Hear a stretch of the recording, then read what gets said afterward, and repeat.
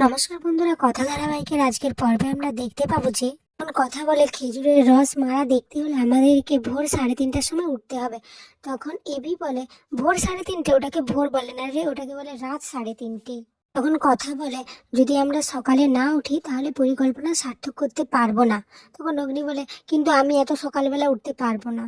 এদিকে দেখা যায় যে অঙ্কিত জুনির জন্য একটি শাল এনেছে এবং সেটা যখন জুনিকে দিতে যায় তখন জুনি বলে যে আমি এত দামি গিফট নিতে পারবো না। এটা শুনে অঙ্কিতের মনটা একটু খারাপ হয়ে যায়। এরপর দেখা যায় যে সকালবেলা খেজুরের রস নিয়ে কথা বাড়িতে ঢোকে।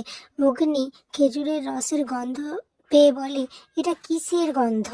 তখন কর্তা দাদু বলে তুমি জানো না পাচক যে এটা খেজুরের গন্ধ, খেজুর রসের গন্ধ।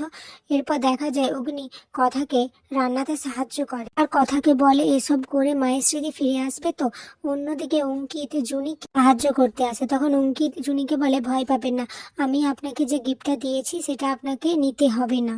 এদিকে অগ্নি তো কথাকে সাহায্য করছে আর মনে মনে ভাবছে যে তুই আমার মায়ের স্মৃতি ফেরানোর জন্য যে কাজগুলো করছিস বা করলি এর জন্য আমি সত্যি চিরকাল তোর কাছে ঋণী থাকবো। অন্যদিকে কথাও মনে মনে ভাবছে যে পাচক মশাই আপনি আপনার মায়ায় আমাকে এমনভাবে বেঁধে ফেলছেন যে এরপর মায়ের যখন স্মৃতি ফিরবে তখন অন্য কাউকে যখন নিয়ে আসবে তারপর আমি কি করব। এদিকে ঠাম্মি কথা আর অগ্নিকে দালানে রাধাকৃষ্ণের মূর্তি প্রতিষ্ঠা করতে বললে অগ্নি তখন কথাকে বলে মায়ের যে স্মৃতি কখন ফিরে আসবে। তখন কথা বলে আমি জানি আপনি আপনি এইসব কাজ করতে চাইছেন না, কিন্তু মায়ের জন্য তো এটুকু করতেই হবে। তখন অগ্নিবাবু বলে হ্যাঁ আমি জানি। সব দেখে তো চিত্রা ভাবছে বাড়ির ব্যবসা লাঠি তুলে দিয়ে এখানে সবাই এসে মজ মস্তি করছে। এদিকে আগামী পর্বে দেখা যাবে যে কথা ফুলদার নাম্বার জোগাড় করে তাকে ফোন করে বলে আপনি সঞ্চিতা নামের কাউকে চিনতেন না।